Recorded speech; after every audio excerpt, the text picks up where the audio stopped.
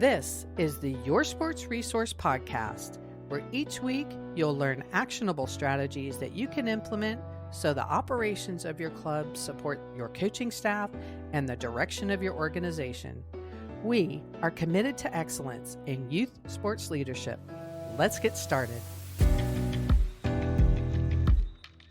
Hello and welcome everybody to the Your Sports Resource Podcast. My name's Renata Porter and we have Matt Boz with us today. And we thought for the very first episode for 2024, can't believe we're almost in the middle of 2024, that we are going to talk about, I want to revisit the coaches and swim staff pay salary that we conducted September, October timeframe, and then we turned around and handed those results out. Or was it October, November? And then we handed those results out in December.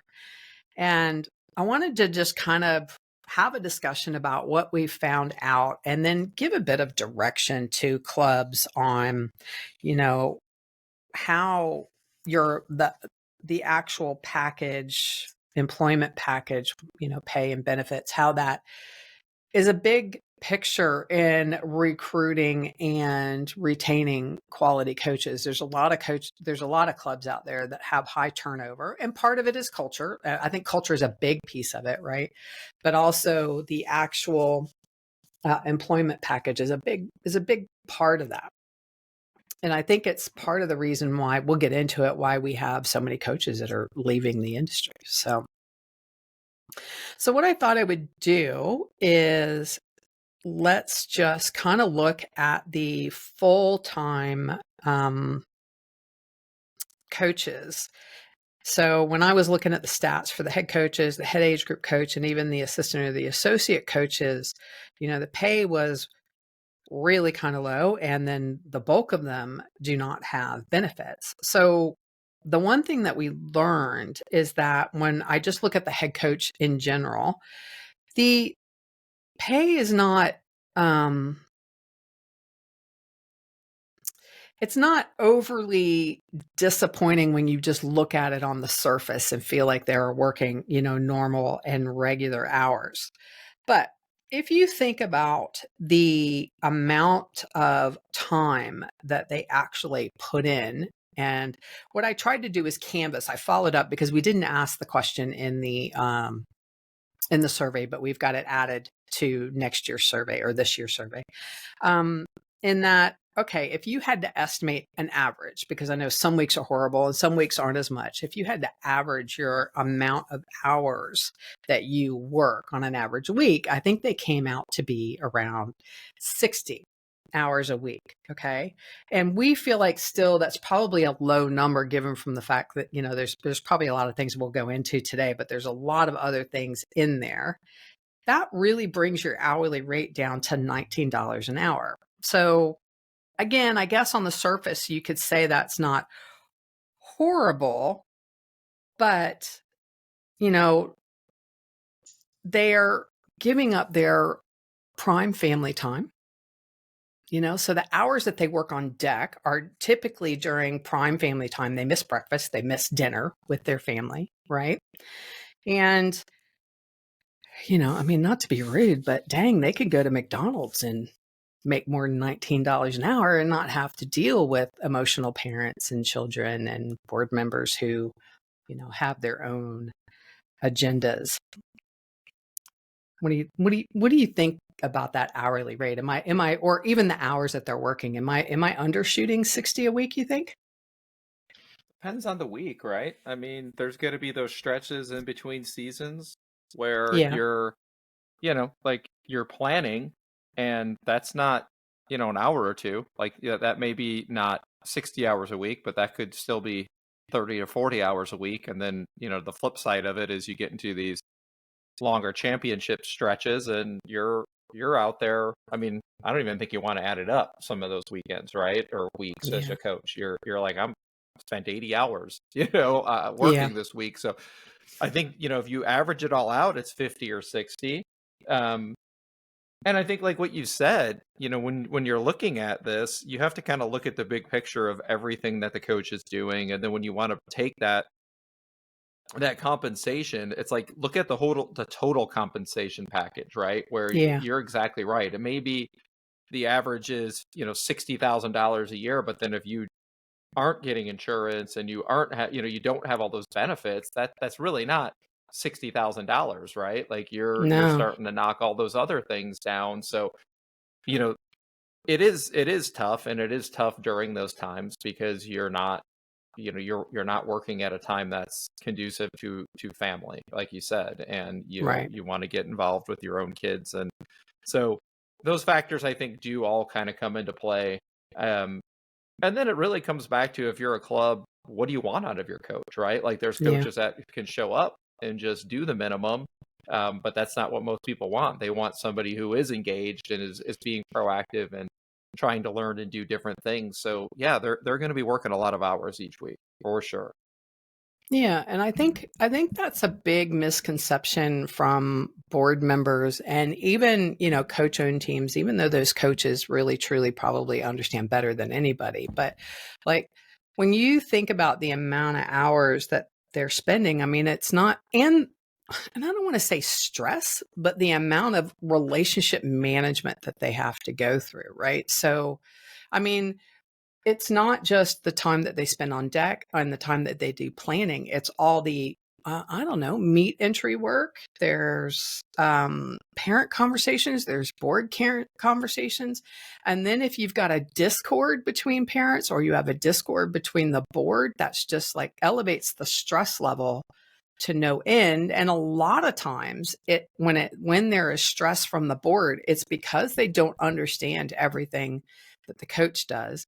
All they think they do is the coaching hours on deck, and they don't consider, all the other meetings, all the other conversations, just getting caught in the pool trying to leave at night and get everybody out of the building, lock up. All that stuff is, if you were doing that, you'd be pretty upset if your hours were well in excess of, 60, and you're making, a pretty low, what it comes down to, an hourly rate. And then, like you said, if you've got to go out and get your own medical, on top of that, I mean, yeah, it's just, and they listen, I'm not trying to say that, it's a horrible job, because these guys and these men and women, they get into this role because they want to be here. Like, they truly want to be here. Now, obviously, there's probably some head coaches or full timers that phone it in, and there's probably even more of the hourly people that it's not their ultimate dream, but they do like to do it, and they like to do it on the side. But those head coaches and those head age group coaches and head associate coaches, I mean, they're there because they love being there. And I think, we need to get the board to understand the importance of their dedication and time that they actually put in, and raise the level of what they're being paid. Yeah, think about it. If you're on deck for, say, 4 hours a day, right? Hmm. That's just practice time. The coaches are going to get there early, right? Sometimes they're going to communicate with potential assistant coaches, who that may not, like you said, may not be their full-time job. So now, hey, I got to bring them up to speed. They're coming off of their day of teaching, or maybe whatever else they do. You want to be there for the athletes prior to, just because you need to be the one in the facility. You're going to engage with those kids as they're walking onto the pool deck, kind of see how their day is. That's that interaction time where, as a coach, you have that time to spend communicating with them, and asking them how their day went. And then, like you said, after practice, it's going to be the same thing. You're engaging with the kids. You're probably engaging with the parents some at that Mm. point. So that 4 hours of time just there probably turns into more like 5 hours, right? And then Yeah, that yeah. doesn't take into account that you're planning it. As much as I think parents and sometimes even the athletes think, the planning part does take quite a bit of time. Like, as a coach, like, if you're trying to consider, where are the kids at, here's where we're at in our training cycle, but you're trying to write the best workout you can, and then you've got different types of kids, within the practice. So you're trying to cover all your bases, and Yeah. there's a lot of time and energy that goes not just into writing that out, but actually putting that thought in, and kind of understanding where you're at in the season. And then on top of it, like you kind of mentioned, like this is a job then where you're potentially, if you're a board run team, you're kind of have, this group of other people that you have to kind of keep in communication with, right? Yeah. And they may have feedback on things. So just the daily stuff is not just, okay, practice from this time to this time. I mean, it Yeah. is significant. And then we're not even getting into, well, there's meets coming up. And, Yeah. and again, I think the misunderstanding of coach is not just throwing kids in events to throw kids in Yeah. events. Like there's a lot of thought for each kid of like, hey, I want to see this out of this kid. I want to, maybe we're going to stretch them a little further and put them in events they normally don't do, to kind of test Yeah. them. Like there's a lot more thought that goes into it. That's not as random as you think of like, oh, we're just throwing them in these events for this meet. And you're thinking about that meet plus the next meet plus the next meet, most likely, Yeah. as you do those. So you're always working ahead 1, 2, 3 months, and that was one of the things when I was coaching that I always thought like time seemed to go by fast because I was always thinking Yeah. 2, 3 months in ahead, if not Yeah. further, Yeah. right? So you're That was like, me all in right, project management. I never knew what yeah, month I was in because I was always thinking yep, so far ahead. Yeah. yep. It's March and I'm already thinking about, what July and August are going to be That's like. right. And it's That's just, right. you're always planning so far ahead. And what about like the internal meetings and training you have to do? Well, we as an organization, I know not a lot of head coaches do, but we as an organization are really pushing our head coaches to invest in their coaching staff and to quit having so many just silly admin meetings and reduce those and reallocate that meeting time to leveling up all the coaches on your deck, which again means you have to understand where they're at in their coaching space, which is meetings, right? You have to understand where they need to grow, which means you have to spend time with them on deck and what they do know and what they don't know. And then planning out what your training schedule is for your staff. Again, not making excuses. What we're trying to say, if you're a board member listening, is that yes, it's all part of the job. But what we want you to do is move out of the mindset of, oh, they only work a couple of hours a week or a day. And it's nowhere near the truth, not for your full-time coaches that are as a head coach and probably your head age group coach, which probably does even more planning. I don't know. Correct me if I'm wrong, than the head coach, or it's very different kinds of planning. So we just want you guys as board members or leadership of your teams to consider that.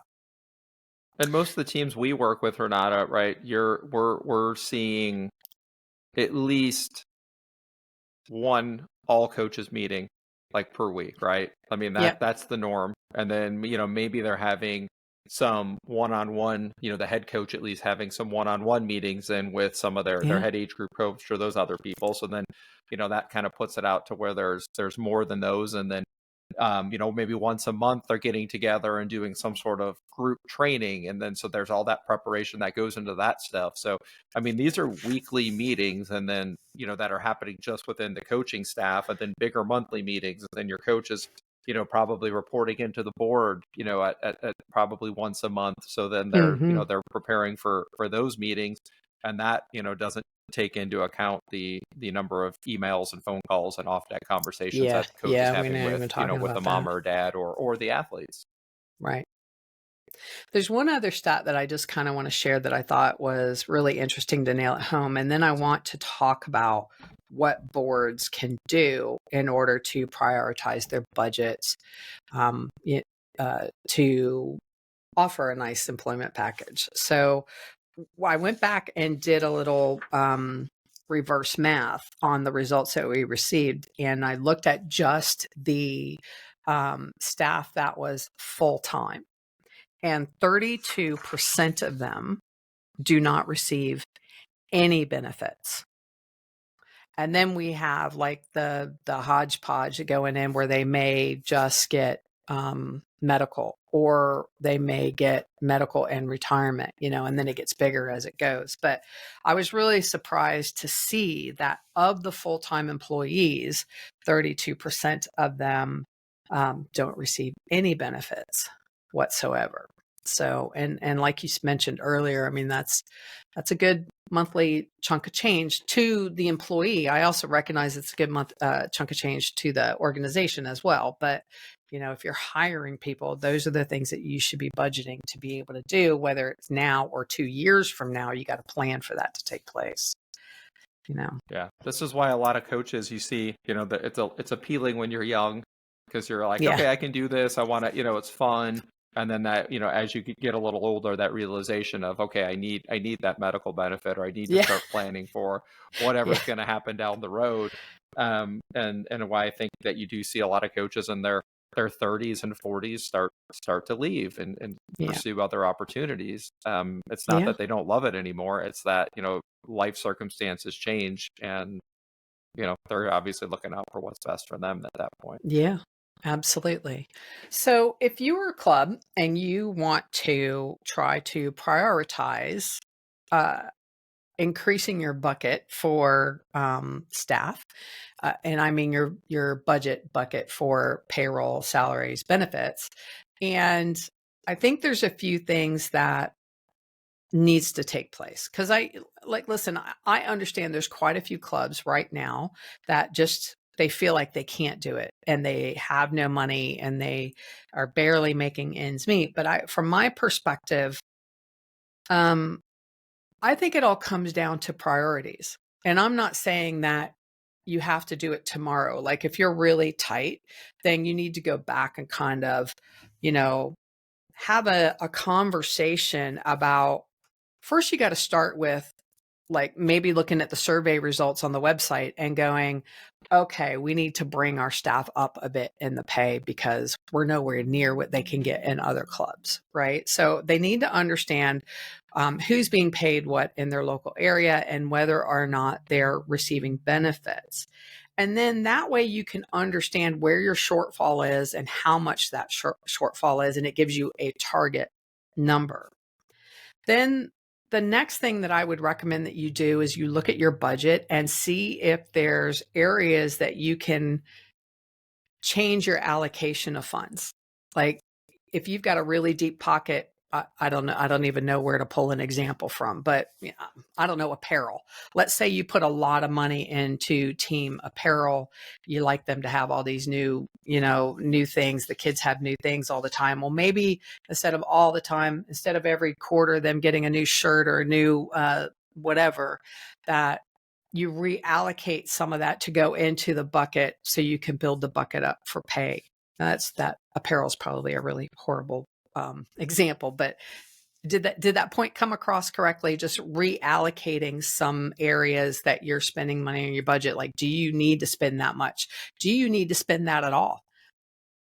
Right. Is it more valuable than paying your coaches so you get to keep them? So I think that then comes back to, first of all, again, why are you there, right? What's the purpose of this club? And if it's to serve those kids in your community, and you want to keep, talk about developing those kids, well, then you have to invest in your coaches, right? Because they're the people who are, not unlike a teacher in a school that, like you're entrusting that those kids are going to go there and not just necessarily become better swimmers, that they're going to become, or build skills they're going to go beyond the pool. So if that's the purpose, then, that's the first, big investment that has to happen. Out of your example, the second thing I think you have to do is just make sure you have your budget in place, right? Like make sure that you are going over that and that, right. Yeah. That you are projecting going forward. So this is going to require that you have a good understanding of what the money is coming in, what the money is going out. And like you called it, like the buckets, like put it, if it may not happen this year, right? It may not happen next year, but start putting in a plan to where you can have that bucket for salaries, for coaches or hourly pay, whatever that's going to be, to make it, make it happen. But you gotta start somewhere. And so getting a good understanding of that, and then setting a goal, and start working towards that goal then. Yeah.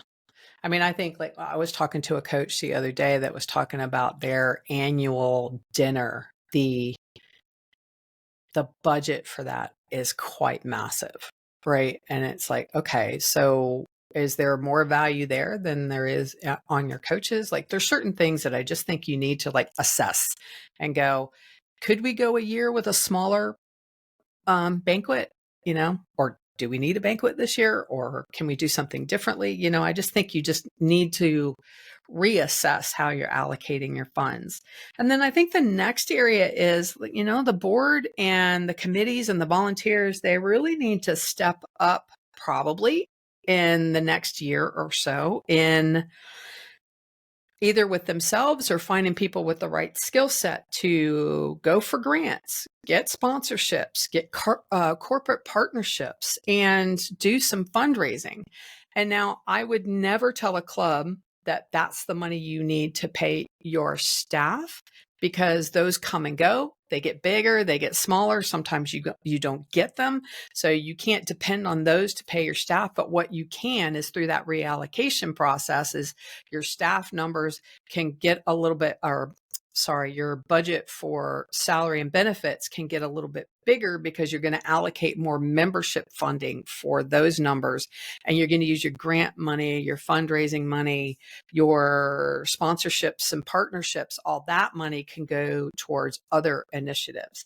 But you still need to do that outside activity of securing those corporate partnerships, those fundraising events. And you need people to be able to do that, which means the board might have to, again, take a really close look of who they have and who they need in order to take advantage of those types of funding opportunities.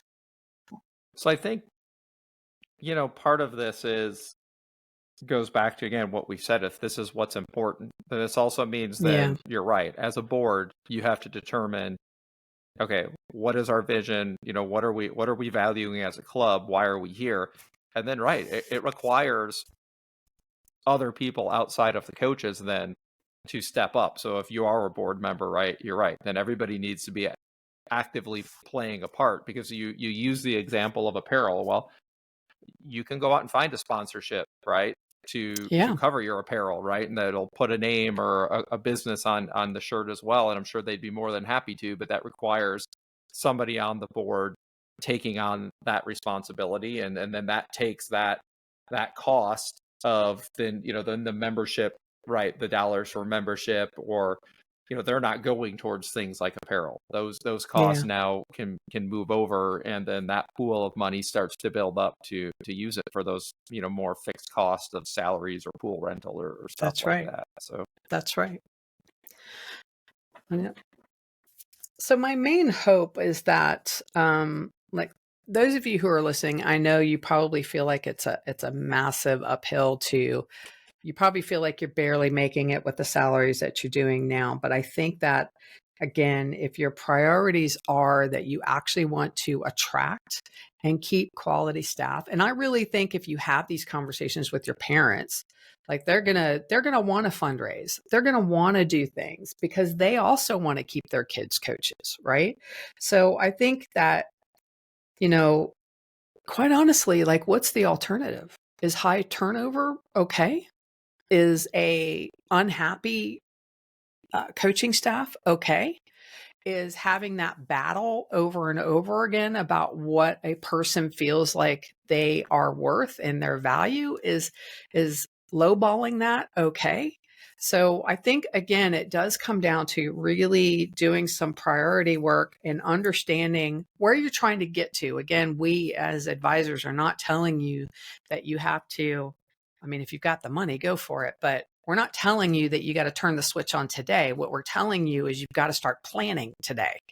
So in a year or 2 years, you've got the buckets to be able to offer great benefits, offer some really good incentives and bonus plans and programs that actually helps a coach make a decent salary. So not only do they love their job, but they're rewarded for doing a good job. And that only just, gosh, that would just elevate the team altogether, wouldn't it? They're happy at home and they're happy at their work. So, well, the most successful teams that we see, right, over a long period of time typically tend to have coaches that have been there for a long period of time, and that's for a reason, right? And those kids are it's not just the swimmers, then it's the other coaches on those teams. Like, those other coaches are being elevated, right? They're Yeah. getting better at those things, and they're more likely to stay as well if Yeah. they are a part-time coach and they're like, hey, the head coach is happy, they're engaged in what's going on, the structure of the team is good, the kids are doing great, like, they're going to want to stay and be a part of it. It's really hard to leave Absolutely. a coaching position when things are going really well, right? You're Yeah. like, man, it is very, it's a difficult thing to do when you're part of a group and a community of people that work hard and have fun and enjoy what they're doing. And they're well taken care of, Mm-hmm. Yeah. Yeah. All right. Well, thanks everybody for listening. I would like to ask for you to please subscribe, rate, and review this podcast so we can reach a bigger audience and help others such as yourself. And don't forget to visit the website, yoursportsresource.com, where you can find a copy of the survey results, but you can find other articles and tools as well. And finally, just remember, what is common sense isn't always common practice. Put what you learn into action. Don't just be good at it. Thanks, everybody.